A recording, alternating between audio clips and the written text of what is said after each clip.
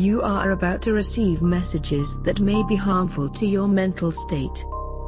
Your sense of reality will be questioned. Your view on things will be altered. You are now part of the meta.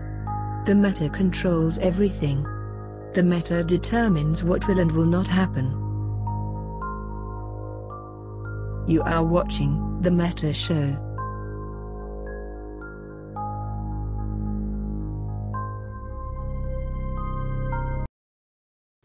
And we're live! Yes!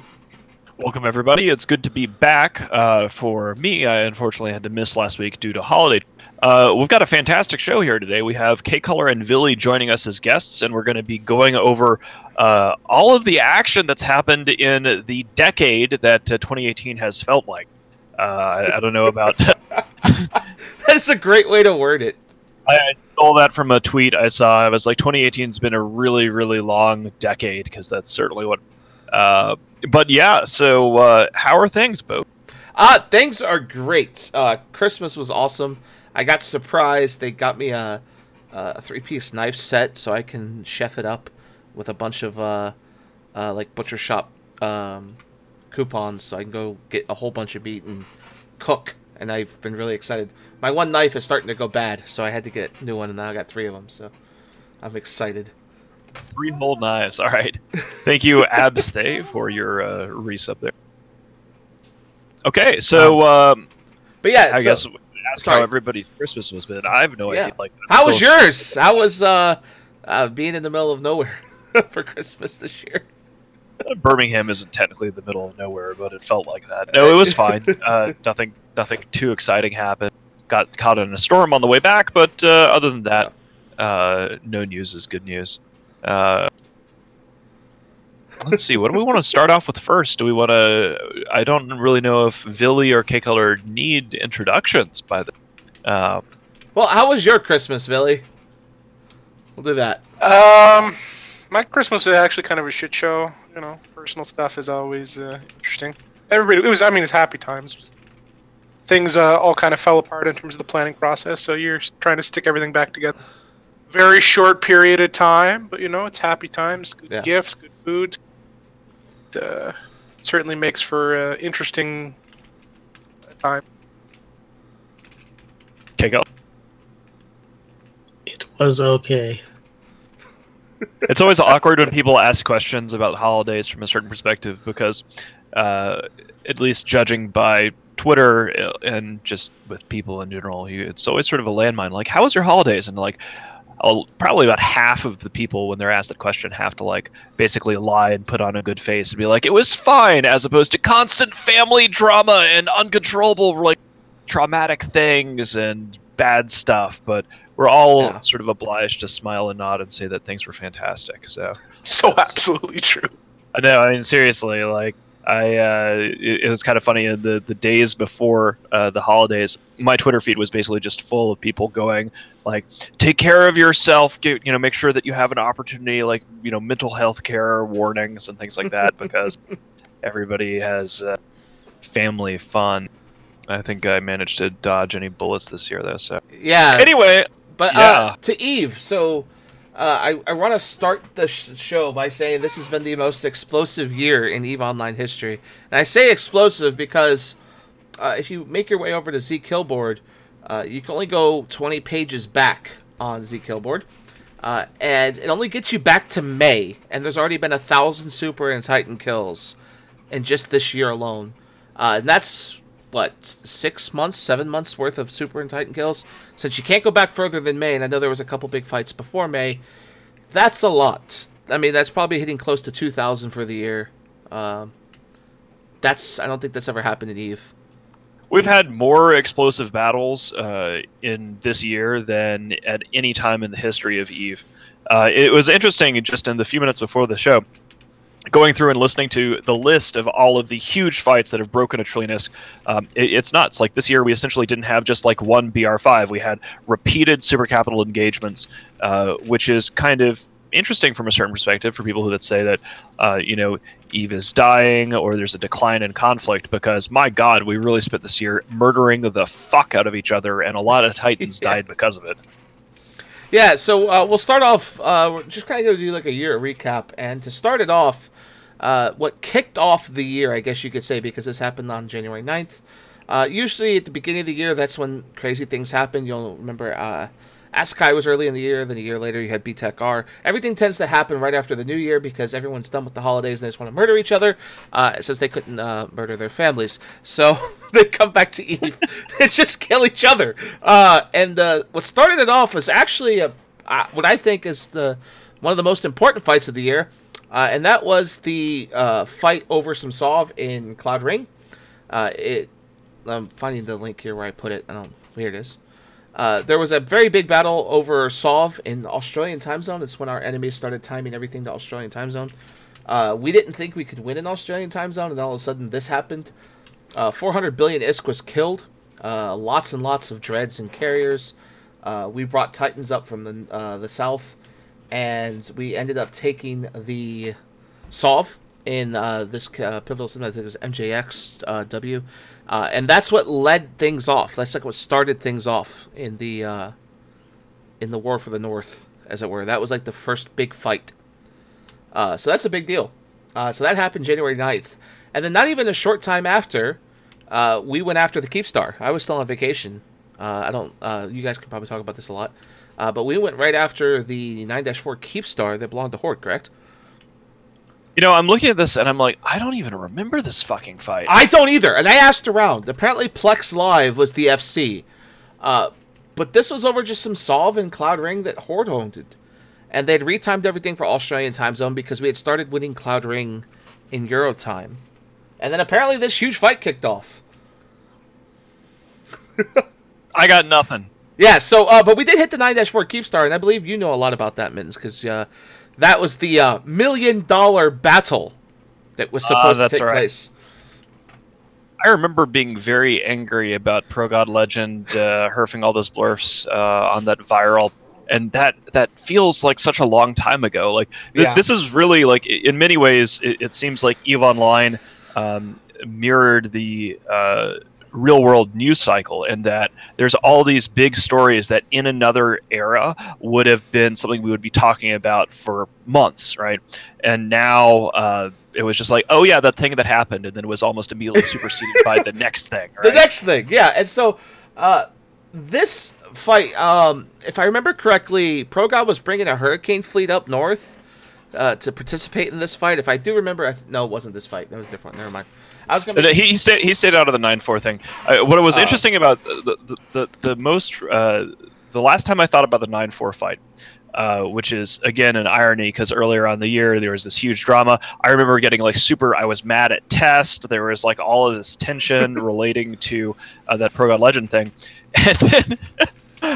For people that have forgotten, because 2018 was a very long year, Pro God Legend wrote this long post, which was exceedingly well crafted to go viral on the main games subreddit, and it did. And he pitched about how there's going to be this $1 million battle in EVE Online, and he ended up on, I believe, interviewed on Canadian television, and at EVE Vegas this year.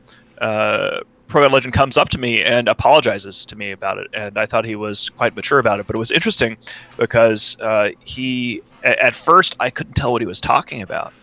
I was like, that thing you did that I was really mad about. Yeah, hey, cool. You know, I thought it was very mature of him to do that. But even then in Vegas, by that time, you know, it was late October. So much had happened that I had just derped on it. I will say what's hilarious about it too is that all the articles after the fight, like the one article I think from Polygon was like the $1 million battle that was $997,000 short of the price tag. Yeah, that doesn't seem like it seems like a long time ago because I was in Australia for 3 months during that, and that just feels like a long time ago. And I remember. The live stream for that fight had like 2,000 people getting ready to watch. We had started off with 2,000 and then went all the way up to like 6,000 because it was going to be the $1 million battle. But then shortly after that, as we transfer into the month of February, Horde abandons the North and they go into Geminate. They go to work with XIX. They blew XIX. They abandoned Fade and Pureblind entirely and said, look, we're we're moving on up, and we're going to Geminate, and we're going to take all Geminate Solve, and we're going to work with the XIX. Which went about as well as expected, because this brings us to the biggest fight of the whole thing. Not even a couple months later, XIX fucks up. They fuck up payments to Skill U and others, who were the mercenary group working for XIX. Hey, Philly, how's it going? You're both skipping category fights or important fights, and you're also at the same time misconstruing how that fight went. Well, let's back up a bit. Go ahead, back up, please. What do you think is? I think we all need to work together to reconstruct the timeline of what the fuck happened in 2018. Well, so, in March, really, probably had one of the most significant battles of the year that didn't involve a whole heap of Titans dying, which was the Battle of Delta Tech Gulf in Providence. Okay. Which was the first time a true Red Bomb had been tried against Shield Titans. Oh, that's right. PO lost I 300. remember that. Yeah, something and dread. he gave an Oh! inspiring speech in the middle of that fight. Yeah, that's. Remember when losing 300 dreads was news? I mean, that was actually it was a significant dread. Got the bomb. link. Sorry. We that was when we got to see the power of Test's Minakami. And that was fantastic. That was really a sort of an awe-inspiring thing. Billy, why don't you tell everybody the story? Yeah, please. I just linked the link. I found it. You found the link? Yeah, I found it for you. Go ahead, talk about it, please. Sorry. So, I mean, that was basically the culmination of Pandemic Legion's Providence campaign. Or at that point, they had been going... They had a Providence campaign! Remember when Pandemic Yes. Legion did campaigns? Remember Whoa, when whoa, whoa, Pandemic we're not Legion even was done a yet. thing? We haven't got there yet. Hold on. You're going too far ahead, Mittens. Back it up. So, they had been, shitting on CVA, they'd been making fun of Jinton, etc., etc., etc. Yeah. Finally pushed the borders of that assault into jump range of U-Q, which was legacy staging at the time. And they dropped, I think it was Athenors, actually, what the fight was over. Just to, use as Titan bridges. And we were like, no, fight started. I put the link in your Discord general here. Yeah, get it. Hold on. But, we escalated on a rock-on-rock battle with some carriers. They dropped our carriers with sniper dreads. We bosuned their sniper dreads, and then they dropped a full 300-man dread bomb on us. Right. We utilized, 60 or 70 faxes on an initial jump-in with another 100 in the cache at the time, I think. And, they managed to kill one Titan who had, sync problems. Like, he couldn't turn his harness on even though he was at full cap. And all the rest, survived, and they killed, I think, 10 dreads and 40 fax and one Titan for 300 dreads, which at the time was inconceivable because, as, people had told us forever, once you get dreads neuting Titans, Shield Titans will always die. Right? So it was a pretty massive point in change in the super cap meta at that specific moment. This was a pivotal thing in, I guess you could say, in the chink in the armor of PL's invulnerability. Because in the past, when PL did a dread bomb, it's like, oh shit, all those Titans just died. Or oh shit, all those supers just died. Oh shit, PL just did a big dread bomb. And oh fuck, somebody's dying. Like, oh, PL's dread bombing. That was the first time where PL did a big ass dread bomb and nobody died. It was like, oh hey, they just dropped 300 dreads and didn't kill anything. And they did get a Titan, but yeah, it was basically the expectation was that they were going to be obliterating a whole bunch of test Titans, and then seeing the power of mass quick response. Yikes! That was an eye opener. What was big about that fight too, now that I remember it, is that you put 5 Titans in first to try to boson all of their dreads to start it off. Like, you had put 5 Titans really fucking close with Shield, and for the months leading up to this, with the new capital changes, you had capital newts, and everyone's like, oh, capital newts will just vaporize the cap on all Shield Titans. They're going to have no cap. Faxes aren't going to be enough to save them. And this fight proved that 300 dreads could not beat 100 fax. That was another key thing in EVE. Wow, so many big things happened this year. It's great. Okay. So, and shortly after that battle, we had basically the 2 main decisive battles in our war with Fraternity, which were pretty capital and super capital heavy. Neither of them were major to the same degree, but fraternity suiciding or losing another 200 Reds is relevant. Shortly after, in April, you had Pandemic Legion attempt to Red Bomb Initiative in Fountain. That's right. 200. They dropped 150 Dreads. Oh, it was on a Rorqual, right? Right. Yeah, Rorqual bait. No, Rorqual with a Moloch bait. Moloch. Oh no, they dropped it on. So there was another one. There was a Rorqual out. There was a Rorqual out. Dark Shrines dropped his Moloch in to save it, and then they dread bombed the Moloch, and tried to kill the Moloch, and the Moloch tanked them, while the rest of Init showed up. I want to put a pin in this and move back to something that Billy said, talking about the fraternity campaign. Probably one of the major events of 2018 that's now sort of fallen off the radar was the idea that there was going to be this huge exodus of players from Serenity, and that there was going to be this series of wars in potentially a new Chinese time zone. And we talked a lot about the Serenity influx. Later on in the year, Rooks and Kings had a really awesome video discussing what life is like on Serenity. But for all of the expectations of some sort of major strategic realignment to the creation of a Chinese time zone, these fights with Fraternity, it ended up being basically nothing, right? Well, like you really didn't see much in terms of the political structure changing because of it. Well, no, it did, though, because you got to remember that war with Fraternity led on to later in the year of all of the North and the drone lands now under Skill U and all them coming with Fraternity to help them out, and that's what led to UALX, which we'll get to later, right? Like, you don't have UALX without that Fraternity war with Test. You have a battle involving there, Fraternity, but instead of having the galactic political structure has not been permanently changed by the Serenity influx, right? The Serenity influx happened, Fraternity got their asses kicked, and hasn't really been all that relevant. And we have not seen, which we were expecting to see, we have not seen the creation of a Chinese time zone like we have an Australian time. Right. Well, it's funny because part of the reason for that, and I think he's getting better now, but Norris was and especially Wind Spirits were terrible leaders of Fraternity. Especially for the early half of this year. Like, I have never seen anyone shit can and destroy their own alliance's chance of success quite like they did. They picked all the wrong targets. They made all the wrong diplomatic allies. They made all the wrong decisions in terms of how to build their fleets, how to utilize their fleets. I've never, in like 15 years of EVE, seen anybody so effectively eliminate their own ability to succeed. And I think Norris is getting better now. He's having a little more time on the alliance leader circuit kind of thing, and he's understanding how to play a little more smartly. But between Wind Spirits and him, like, I've never seen anybody sabotage their own alliance's chance of success when they had such a natural, massive influx of characters coming into them. Would you say better or worse than Sword Dragon?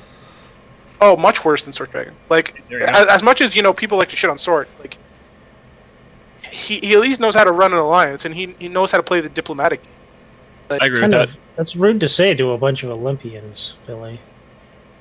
Well, just like even that comment, like letting yourself, it's like, oh, our guys are the elite EVE athletes of EVE. Was just it was just such a free meme that they gave us. It's like there was nothing special about the Serenity pilots. Much like there's very little special about your average EVE pilot versus like your normal Tranquility pilot. We need to take the fact that like let's look at like the true elite PvP organizations of EVE right now. Like, who would I think of in that? Like Clad, maybe Kingless, or like the real good like elite PvP small gang guys. And like past that, like Code, it's really hard to find somebody who's exceptional at anything. Goon Swarm. But we need to go back a second, because now I remember very clearly why D-G was also so big. Is Pro God Legend and Villy were both on the Meta Show that day, and Pro God whispers me and goes, "Watch this," and then a few minutes later, it's like 300 dreads and all the fucking Titans in the world coming out of Villy and Pro God, and Pro God's like, "Yeah, we just dropped Titans on PL," and he started chuckling. That was actually like in Providence 4 or 5 weeks before. Okay, so that was the one in Providence. So that was the one where both Killer Bee and Pro God were on the show, and he dropped everything on Killer Bee and Killer Bee Oh, wasn't that's right. expecting It it. happened Yeah. live on the show. Yes. Now I remember this show. Yeah, that was. Killer Bee had actually. You know what? If I had to go through, Oh, I now love that I'm him. thinking about it, if we had prepared more for the show, we could have like biggest winners and losers of the year. But I have to say that of anybody, especially remembering that, if anybody had a rough year, It was this Killer Bee. year, I would say it was Killer Bee. I mean, you could say that CO2 had a more rough year because they ended up being disbanded, but we had Judgment Day the previous year, which I think was worse than their final eventual disbanding. You know, Killer Bee ended up taking it on the chin a few times, and he was a good sport about it. So credit to Killer Bee. You know, a lot of people would have wandered off, but I think he took it well. He was involved in every major loss as the FC this year. You had the Providence campaign he was involved in. He was involved in UALX. He was involved in X47. Like, all the big losses that were a part of something. But moving forward real quick, another thing that was a big deal, and I just lost my space, was the Fraternity thing, is that when Fraternity had that influx of players, there was a lot of talk between the Chinese goons. We had a few of them on this show, and a lot of Russian guys like X-Death wondering where Fraternity was getting all their money. They thought that, like, at the time that maybe CCP was funding them, is all of a sudden they were having hundreds and hundreds of billions just lying around that they didn't have previously before all these players show up. And a lot of people at the time were like, oh, CCP must be bankrolling them because they're shutting down Serenity and all these people are leaving Serenity. It's trying to balance it out. And then we found out a few months later that no, that was just their alliance leader's credit card and the $60,000 he was spending and got banned for. If you remember correctly, he was banned and removed. I think it was the guy you were talking about that's the bad alliance leader. It's Norris, and he was banned once, and then I think he learned his lesson.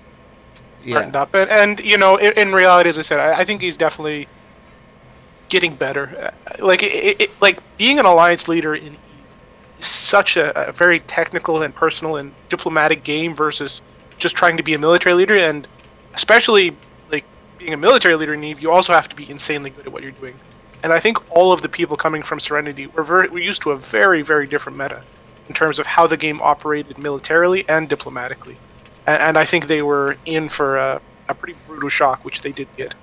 But, I mean, like, Fraternity lately, you haven't heard anything out of Fraternity in months, and it was right after the RMT thing that went down, where they lost all of their, that was like their alliance wallets, you know? Like, all their money was gone. Like, you can't really fund losing 100 Dreads here, 20 Titans there, without that kind of bankroll, and without it, they've been quiet. So, moving forward, sorry. I just want to say here, it's kind of, like, that particular RMT drama is sort of famously unnecessary. If you go all the way back to Sir Lord X, who is the infamous hypothetical Russian aluminum tycoon, Sir Lord X funded White Noise with his credit card, basically. But he did it legally. Like, he dropped $50,000 allegedly in buying Plex, which funded Seahose and White Noise. But, you know, CCP is happy to have people buy ISK, functionally speaking, by using Plex. So if you're going to be as I guess, dedicated to drop, you know, tens of thousands of dollars do it legally on buying ISK, you know, CCP would be delighted to have people do that all the time, right? You know, come and please buy 60 grand worth of Plex. To be fair, it does subsidize every other person playing the game. Right. It's great for everybody. Like, I have no problem with that. If you want to spend $60,000 buying Plex and injecting that into the game, and that gives us something to blow up. One of the reasons why beating White Noise was so much fun for us when we ended up killing them off back in the day was the fact that we knew that we were blowing up this dude's bankroll, and that's just cool. I don't have a problem with people buying it. To be fair, Batani, it was actually Red Overlord was the alliance he was first in before White Noise. Red Overlord. Yeah, remember when we before we went to Delve, we were in that conflict. So that goes way back. That was a lot. Yeah, he did 50K on the black market, got banned, came back and goes, okay, I'll do it legally, did 50K the right way. It was about 100,000 total.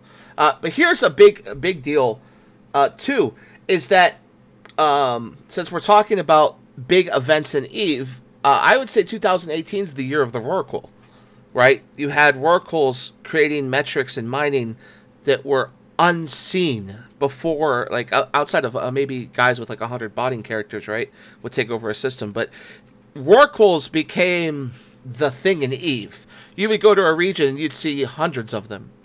Maybe that was just Delve. Well, I mean, really, I mean, I'd say this has been the year of the Imperium Rorqual, right? Right. Oh, yeah. Elsewhere, I mean, I think that Legacy has been working it up as the sort of tail end of the year has gone through. But in terms of scale, one of the things that we didn't really see that much in terms of Rorqual mining up north. We would go hunting for Rorquals, but that we didn't really see them used at scale outside of the galactic south, including the southwest quadrant and southeast quadrant. I don't know, Billy, what would you say this would be year of the Rorqual or year of the Titan? What do you... I think year of the Rorqual's fair. I mean, Rorquals have been one of the primary drivers of basically everything that's happened. You know, they are the source of the money that makes Titans so disposable to a degree that they have not been before. Cheap, They are the source of so much conflict in terms of starting fights. They are the source of general economic growth in Eve and the scaling of money. So, I mean, it's pretty safe to say Rorquals are, probably the core driver of everything in Eve right now, especially for 2018. So another thing in March, since we were on March when we last talked about the Dread Bomb, we also had a major Dread Bomb that succeeded, and we proved why faxes are so important, and that was the Dread Bomb of Roar, which killed 5 Darkness Titans before everyone had to get out. Most of these Dreads escaped this Dread Bomb, and the way it went down was, I was there in my Dreadnought, is a fight went down over a citadel that we had anchored in Roar. We had been throwing dreads at them, 20, 30 at a time, getting them all killed, making them think, oh, they don't have that many. We did it again. We dropped a few dreads to try and save our structure. With carriers, they dropped a series of Titans. One bounced way off, and we tackled that one way off. When it was tackled way off, they dropped all of their faxes on that one Titan by himself, and then we proceeded to drop 200 dreads on their Titan blob, which had no faxes.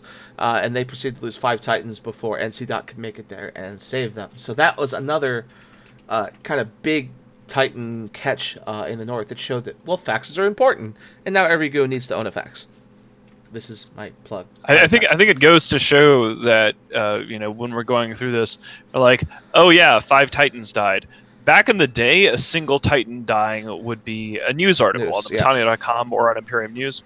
And now, at that early part of the year, I'm like, oh yeah, 5 Titans died. That thing happened. I guess that was a big deal at the time. And it was a big deal at the time, but that was before all of the crazy shit in UALX and X-47, right? The fun card. Yeah, that fight was a big deal. That was one where a Vanquisher almost died. We didn't notice the Vanquisher... that was the birth of the fastest Vanquisher in the north, because as our dreads were landing, he siloed out while all the other Titans got bubbled. So we had just missed the Vanquisher, and that's where that joke comes from. Yes. What? You're laughing, Billy? What? I don't know. I can just dock. The second you say that, it's like dock up all your faction Titans. We're getting to that. We're not there yet. We're going. I know, but it's like fast. I can just picture this Vanquisher being like, I'm fucking out of here, boys. Yeah. That is followed up with kind of what Mr. Matthias is talking about in chat about when the Sig that does not exist restaged over to Venal, and Darkness decided to follow, and Sword Dragon got his Titan cut trying to take that regional gate. Yeah, so... That's right, you guys killed like 2 Titans and 2 Cypers there, right? Yeah, we killed... one Titan on one side, one Titan on the other side. So in that fight, and I don't have the link for it, I'll have to find it. I was involved in that one. Myself and a guy named Kunmi had dictors logged off on the gate, and they were slowly moving, like doing move ops, and they were on one of their last move ops, and we had dreads sitting in Venal, the subcap fleet, and they had to cross a regional gate. They couldn't, go from their staging system at the time, CCP, directly to WLF. They had to take some midpoints. And one of those midpoints was a regional gate, so they had to gate through the gate to get around. And as we'll learn here in a minute when we talk about the XIX thing, regional gates tend to get you fucked. And so we caught a Titan or 2, and then an Aeon, and we killed all 3 in WLF. And all our dreads were on the gate at 0. We jumped dictors through to the other side. My dictor was there. Bubbled the gate so that they couldn't get more Titans in. And Sword Dragon landed on the edge of the bubble, 20k off the gate, and just sat there. He never tried to go to the gate. He never tried to move. So once we killed the bus and the Eon on the one side, we just desieged, gated through the gates, bubbled all their other Titans and Supers that already had staged in WLF way off the gates, and then killed Sword on the other side, and then walked out. Yep. And then we did get out of that. That's the impressive part. Yeah. I note out. I think we lost like 2 or 3 dreads in total or something like that. Yeah, out of like 60. When you think dread bombs where they have all these Titans and Supers, you're gonna lose all of them. Now we got away. So that happened, and so Sword Dragon became the new Sir Mole because he lost 3 Titans in like the span of a year. Still hasn't beaten that record. Actually, that's not true. There's that one dude that we talked about on the meta show who had like lost 7 Titans. Yeah, he's solo PvPs. No, he was a Russian guy that lives in that lived in the drones who would just buy Erebuses and solo PvP with Erebuses, and then he would buy another one, and then he'd buy another one. And he at one point killed like 200-man fleet with just 1 Titan. All right, so that was March. What happened in April? Not much besides the failed initiative dread bomb. Oh. Do you mean the dread bomb failed on the Moloch? Yeah, that was in March. Yeah. Okay. IPL, yeah. So that's when they tried to drop a Moloch. That didn't work. It died. April. Let's see here. I get, for some reason, I think Snuff like snagged some NC Titans and Losec, but I can't remember. I mean, during all this period, like, this was the we're totally not deployed, like, SIGs and squads kind of thing that was beginning the ramp up to the pressure that would have the entire North collapse, right? So we were, like, at war, but the Imperium was not officially at war. We're just continuing to make life miserable for Darkness and Horde and anyone affiliated with them. Was April... So it was, like, no news, but a lot of, like, low-level guerrilla warfare. Was that when they released the Triglavians, or was that when they announced them? FanFest happened in April, where they announced the Triglavians and the Abyssal Dead Space. That's when they announced that those 3 ships would be coming. So that happened in April. Another big thing about April was the massive loss of keepstars in the drone regions and the fall of XIX in the drone regions. Yeah. Oh, that's right. And XIX evacuated out of the drones and came back towards the south. That was in April. So, going through April, XIX is slowly losing a war to Skill Yourself Triumvirate. Yep. They're losing all of their keepstars in the drone regions. They lost... Razor lost 2, Intrepid lost 1. Das, Fornax, Protectorate, whoever that is, lost 1. At the very start of May, Solar Fleet loses 1. Like, all of the drone region space is basically reconquered through the month of April, culminating in early May in the Battle of Sea-Tackle in the attempted evacuation of XX into Legacy proper. We also missed this in February, right before the exodus of XIX out of the north. Triumvirate lost its anchoring Keepstar, or was it online already, to 1,000+ XIX. This is when Skill U was still being paid. Then shortly You're talking about the Battle A24? Yes, A24. That was online, correct? Yeah, that was a pretty major battle. Yep.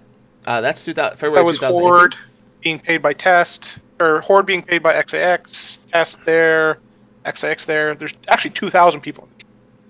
Yep. So that's the big battle there. Then as we go into May, this is where the big events start to kick in. We have Solar Fleet loses its staging Keepstar in Outer Passage to Volta. They are forced to evac out of Outer Passage to come south with Legion of X. Legion of X Death's Keepstar gets hit. That's at the end of May. It gets reinforced, causing XIX to have to do an evacuation of Innsmother. This is where XIX says, okay, we're going to go south and we're going to hang out with Test. And then this happens. This is the news article for it. 4.4 trillion ISK Titan Hell Slaughter. It did not look that bad after the battle was said and done. I remember looking at this going, oh, they only lost that many Titans. It was just a lot of moving, ratting AFK Botter Hells. Like 35 of those died. But not a lot of like Titans. Like you thought, oh shit, they were done. Like their whole alliance is dead. But they didn't lose as much as you'd think. They lost, like, they hit 120 super caps and, like, 40 Titans or something. Like, when they 30, 40 Titans, like, after the Battle of CTEC-L, like we were pretty sure like or I was of the opinion that XIX was pretty much fucking dead. Yeah. Like their performance in the battle was like when you're on like a absolute move op because their keepstar was like in final reinforce already. There was no cloning to go back to kind of thing. This wasn't we'll wait it out. This is you must move this day. This has to be every last person, every last ship kind of thing. Their numbers for that battle were not that impressive to me, and I know that they did their best, but at the time we were like, That's oh not god, good enough. it's like. And They were headed enough. to crash on the test couch, like if I remember correctly. This had offered a couch, and then this was just a complete shit show of a move op. They did everything wrong that you could possibly do, and like they didn't have a correct sino chain. They didn't have any way to evac. They didn't have any emergency exit. It was just bad. It was a Trail of Tears kind of situation. We talked about this in the meta show. They took the fucking scenic route to get there. Well, so what happened is they had been what we call islanded, which is where they were in a situation where there was not a safe fortizar they could jump to in the direction they wanted to go. So there was nowhere for them to move supers to, right? You can't go, fort to fort or keepstar to keepstar in the real world. It's incredibly dangerous, and they had been effectively islanded by Tri, and they had never identified they were being islanded at the time. So what they were doing is they were trying to make it to. So they were going to jump to one system, go through the gate, and then they could jump right away or be in the system with a test fortizar, if I recall correctly. Yep. And so that was kind of the plan they had concocted, but they screwed it up on like every level. They jumped in like 500 kilometers off the gate. Yeah, they were and then didn't immediately above. warp down and like. So the fight. What was great about it though is when they sounded 500 above, what kicked it off was that Russians fought Russians. So Red Alliance dropped like 30 or 40 carriers right at zero on all of them. And XIX just massacred these Red Alliance ships. But in the process of doing that, they got XX stuck there. 500k off the gate. Like if they'd been at zero, if they'd sounded at zero, they could have at least approached and then jumped. And outside of a few hectares, they would have lost a few things. But then they lost everything because it became... oh, hey, here comes Skill U all the way from the north. They're on their way down. And it became, here comes everyone else. And I remember we had X-Death on here himself. Now, a couple weeks later, you weren't here. And he said during that fight, I guess there was a miscommunication. And the X-Death thought that Test was going to drop its, like, 60 or 70 Titans into that and make it a massacre for the bad guys. But that ended up not happening. We didn't even form Titans or Supers. Like, I was not interested in... letting ProGod take Titans and Supers to the fucking east, away from and this goes back to like the previous fights where we know that you can take these fights if you have large fax caches to supplement your forces with. We had no fax caches in the east, and there was no fax cache or large number of faxes to utilize with our forces anywhere in that fight. So I'm not going to jump 100 of my growing Titan and Super fleet, which invariably you only get one shot with, before, if it's dead, and you're fucking cooked, right? So, we weren't going to take that chance. We had formed, I think, 250, 400 regular dreads and carriers or something to support them, but the way it all went down was just a shit show of planning and organization and execution.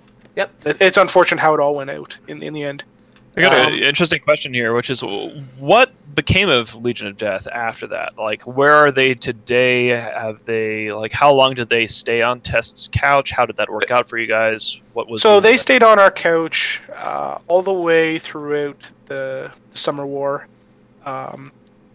We had planned to assist them taking Tenerife right away, but obviously, as soon as Skill Yourself and Volta moved into Immensia, that basically became next to impossible, and then Triumvirate was there shortly after, and shortly after that, PL was there. It was very obvious very quickly that we weren't going to be able to support them doing that while the war took place. So they basically sat on our couch for the majority of the war. We gave them some space to rat and mine in, and as soon as the war was over, we assisted them taking all of Central and Eastern Tenerife, which they've done well with. And they're kind of gently regrowing now in a much more healthy environment, I think. They have been incredibly reliant on renter income for a long time, and I think it's taking them a little bit of time to get used to not living under that auspice. But they're healthily regrowing now. They're not anywhere near the size they were, but they've definitely regrown quite a bit, and they're getting stronger and healthier. Also, at the end of May, and since we're about to finish up May here, the oldest avatar in the game died, and this belonged to Oldma. He was the original founder of Intrepid Crossing, which is an old as fuck alliance. He came back to the game after like a 6-year hiatus, and then was moving his 3 Titans and Super Carrier through Losec, and got caught and killed by the Killers of Titans, which is the Invana Trading Federation. All they do is use bait citadels to kill Titans in Losec, and this is kind of what we told CCP would happen when they turned down the jump ranges. That groups like this would exist. So yeah, that's an old as fuck player. He's older in Eve than me by 2 years, and I'm pretty fucking old. So yeah, so that's some nostalgia right there. And then June rolls around, and I don't think much happened in June. June looks like a lot happened in June. Oh, what happened in June? Because I'm looking. And I think you're also missing the PL turn off your clone spy guy in May. I think that was May or June? That was. I'm pretty sure that was May. Because I would have saw the thing on. I'm going through INN right now for stories. Nothing. I didn't see much in June or May, so that was it for May, I think. All right. Well, June had a very spectacular moment. Yeah. Which was us getting to take all of PL Citadels in Providence from them. Oh, that's right. Of 82 Citadels. That was we're going to take all of Providence's right before the patch day, and oh wait, patch day has hit, because June is when they changed all the stations into faction Citadels, correct? June 5th, yep. Okay. So anything you controlled on June 3rd, you had... we're going to receive as a faction citadel in June 5th. And, we took all of PL's faction citadels in Providence, 82 faction citadels, which was beautiful. And we obviously were quite happy with the haul, to say the least, and the big black eye it put on PL's face.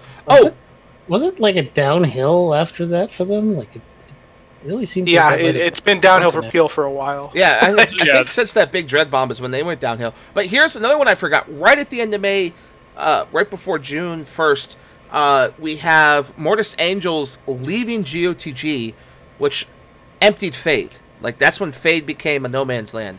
Nobody was living there. That's where Moa had been living. So they left GOTG and just said, fuck off. We're dead. We're done. And eventually they died this year. So that was a big deal. Or, I guess, oddly enough, it ended up not being a big deal. I guess not enough to talk about. Angels, yeah. I think really this was one of the major, talking about the Providence campaign and PL getting repeatedly humiliated.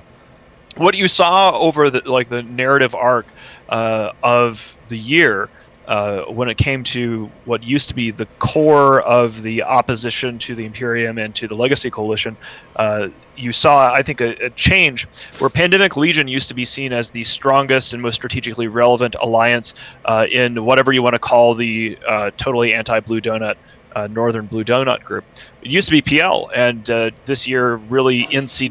Kind of took over that mantle, and you saw kind of like putting a brick in a dryer and turning it on maximum speed. PL just began self-destructing. It really kind of started in a lot of ways with, I don't remember in the timeline if the keepstar clone removal and theft was something that happened before or after the Provi thing.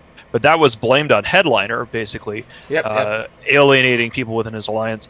You did see a lot of folks over the course of the year find one excuse or another to leave the game. Doom Chinchilla having meltdowns on Twitter, Grath retired, a lot of people said they didn't like Headliner being in charge, and it just kind of got worse and worse and worse over the course of left. There. Waffles left. Another major corp. Alita Stops Alita Stops. NESW left, I think. So PL is, I think, in terms of having one of the roughest years. I mean, I don't really count CO2 as important. I think PL's had the worst year.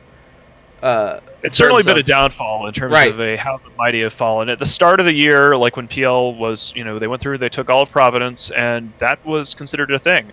and I wouldn't have expected it to get this bad without one of the adults in the room stepping in to be an adult in the room. I venture to say they blew their load early in the year and then had nothing left for the rest. Well, I think the key points are there's 2 or 3 key things. It's like when you feel you are the elite entity, you are driven to take actions that reinforce that, status, right? You're like, I'm going to take this fight, I'm going to do this thing this way, and I'm the most elite in the game, and it'll work because I'm that.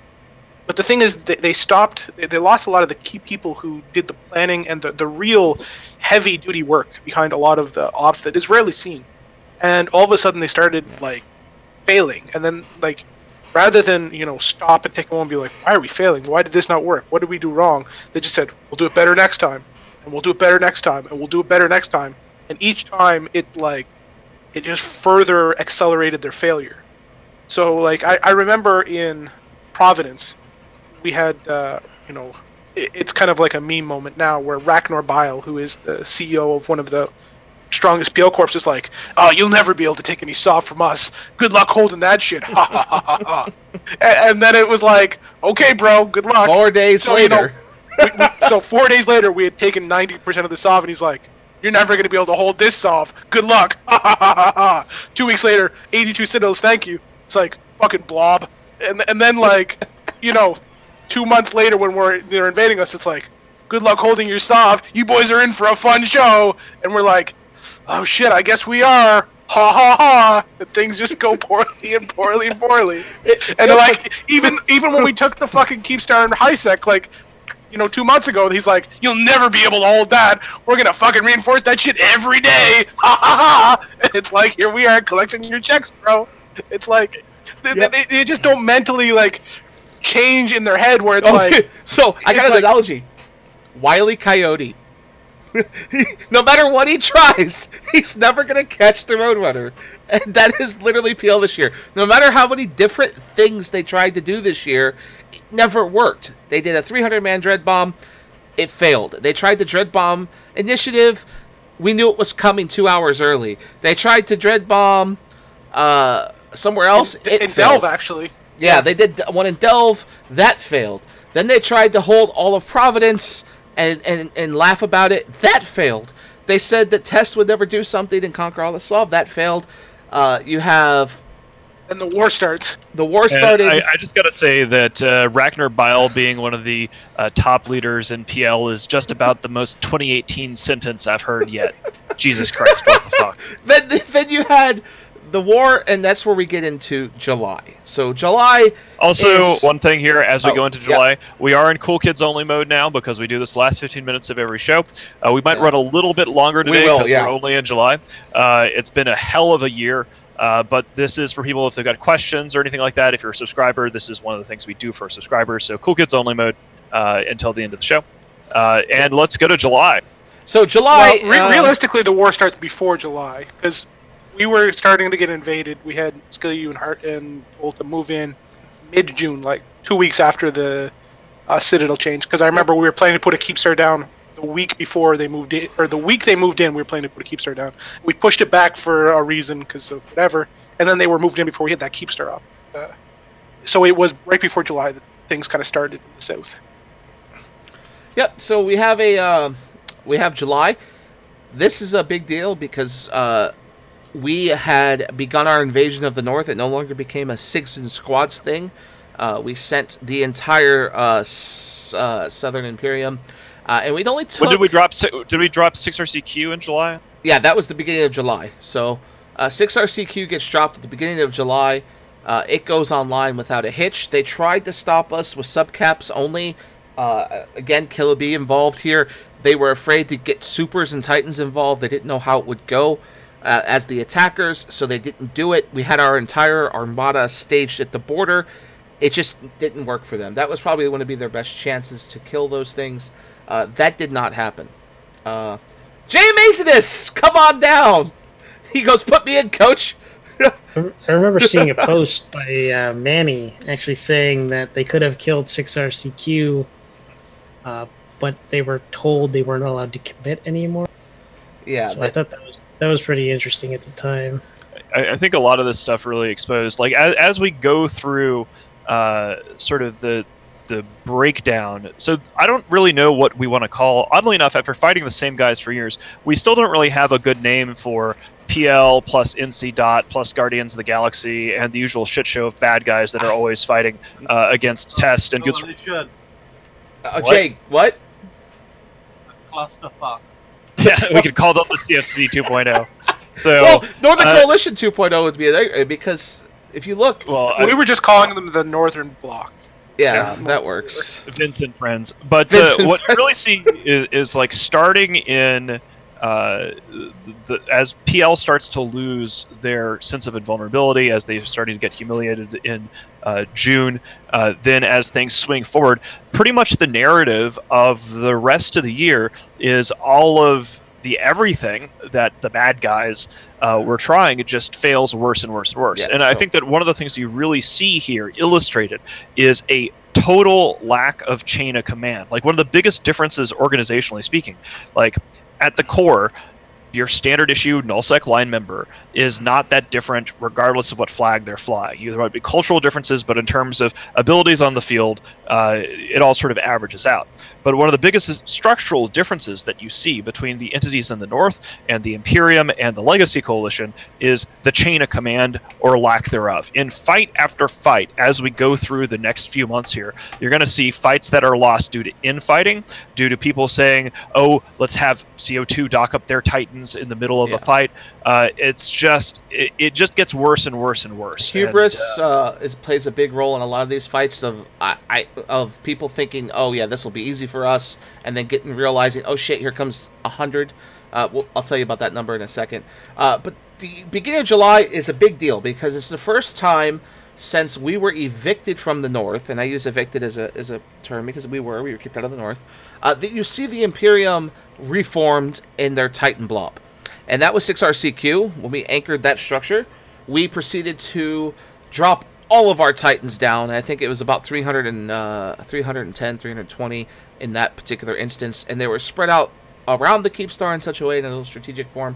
And it looked like a column of one group of Titans here, then another group of Titans here, then another group of Titans here. And then the back was all the shield Titans and right there. So it looked like a giant, like a Roman column of Titans. And that's when, very famously, Jebi, the Russian broadcaster, was going nuts, going, oh my god, look at all the Titans, oh my god, here they come, there's more Titans, oh my god. He was like freaking out at the amount of Titans. And that was 6RCQ. But we were just finally deployed there. That was the beginning of July. Then, Test happens. And that was in July the 14th. By Test, I assume you mean UALX? No, before that, 4-GB happens. This was a test keepstar that was put down in 4-GB. The timer had been changed, that's right. And right before the timer was officially changed to a better time zone, like 17 minutes or something. right, yeah. it gets hit, and it's coming out in US Prime. And with PL down there, with NC down there, with Skill U and all them, US Prime coming was, out in Euro Prime. did it come out in Euro or US? I can't remember which. 4GB was Euro. That's why we didn't Euro. try to save it. It was just too much for Test alone to handle. And that was like, okay, so Test can't win in Euro. Well, what about US? Then a few days later, UALX happens. And we have a couple of people to talk about UALX, so go ahead. Before we get into that, I'd just like to point out that Lumio did, in fact, get his revenge on PL, and I think he won that war.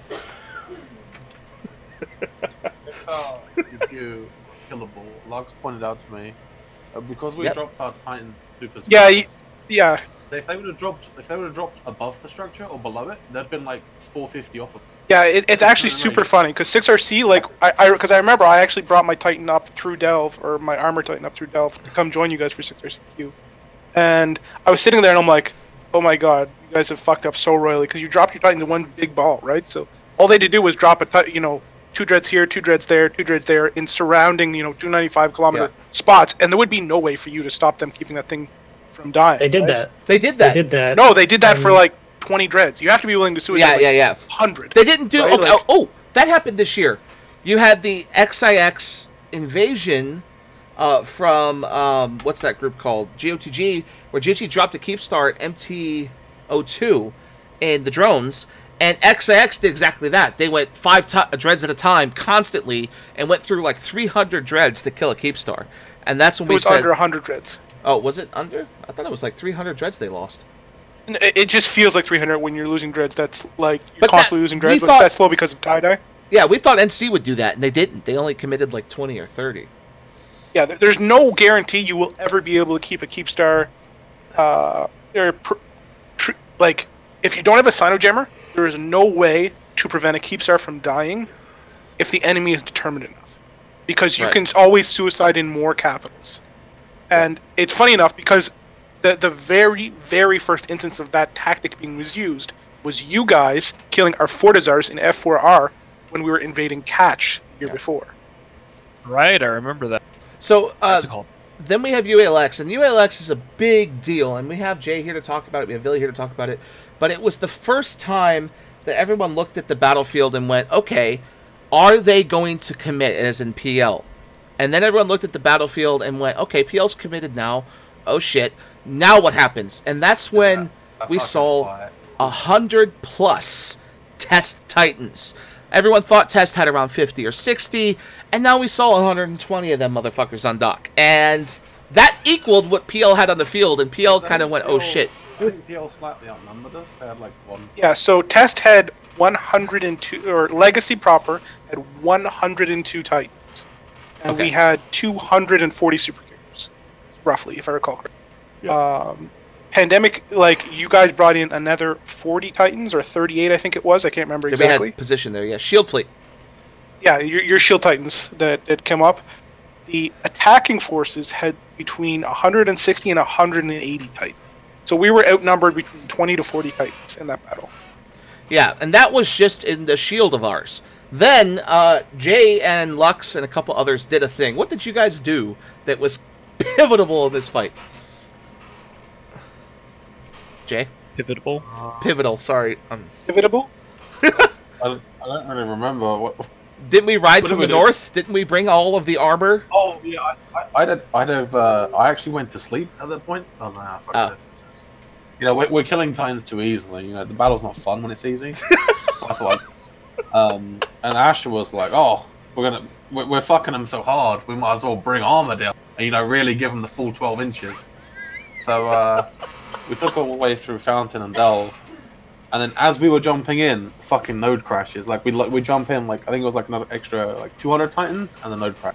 Yeah. So which, although to be fair, NC Dot came the other side of the map down, and we're also just out of. So okay, I just got PM'd here. It was a guy named Genel, who was one of our Titan guys. Then Tiprazol and Diogens, they brought the entire armor fleet down from the north. So we're coming around one end of Eve. You have NC Dot coming around the other end. Our route's all blue, their route's all blue, and it's a matter of who can get there first, because whoever gets their Titan Blob there first is probably going to sway the fight. But what ends up happening is this is where tether plays a big deal. If you remember correctly, shield fleets must have cap. Well, shield fleets must have cap, and if I remember, Billy, we jumped into tether and sat there tethered for a few minutes, got all our cap back, then engaged in the fight. And if I remember correctly, you came on this show a few days later and said that the biggest mistake PL made was they dropped at like 300 kilometers to try and snipe the Keepstar, rather than dropping close and then just obliterating us.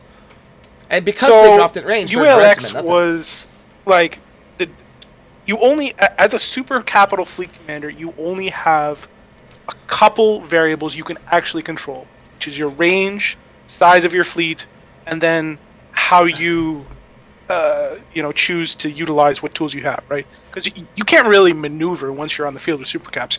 You're stuck there. You're not going anywhere. So you have very few variables to control. And the most important one you can control in most situations is how you position your fleet. So what PL and the Northern Bloc chose to do was they chose to jump in at 290 kilometer range off the Keepstar, which is what you do when you're attacking a online Keepstar, because an online Keepstar has a lot of newts, it has a lot of damage on its missiles, and by being at that range, you greatly reduce the power of what an online Keepstar can do to your fleet. The thing is, this wasn't an online Keepstar, so it didn't fucking matter what range they went in at. And what it allowed us to do was to jump in tether range, so we could have a clean time to load, because I knew we would need to be able to safely load, because it's really fucking hard to, load in tie-dye, and, you guys experienced this in X47-1, where you guys did not properly respect that. And, so we jumped in, we took our time, I think we spent 45 minutes trying to just load in. And Asher and the Goon team were having a massive amount of trouble keeping their sinos logged. So you guys had a tough time trying to get loaded in, and I think we actually started the battle just as you were jumping in, because we waited so long for you guys to have your sinos actually able to log in. Yeah, the thing was a mess, but what made it such a big, glorious mess was that because they were so far away, when Tri brought its Titan Blob in, when other people started bringing their supers in, they actually were out of range to use their Doomsdays on us, whereas we were in perfect range to use our Doomsdays on the front line. The thing about hitting the keepstar so far away, and we learned about this in X47, is that sometimes you get out of range of your Titans. Titans, unlike carriers, super carriers, only have 300-kilometer range. So we got to speed this up. We're running out of time here. Titans only have 300K range. Yeah, we're only in July. Part 2 next week. And DDs cannot hit past 300K. So a lot of their DDs were out of range, and you have to volley Titans in order to kill them because of fact reps. I think that's actually a really good idea, because this year has been so interesting.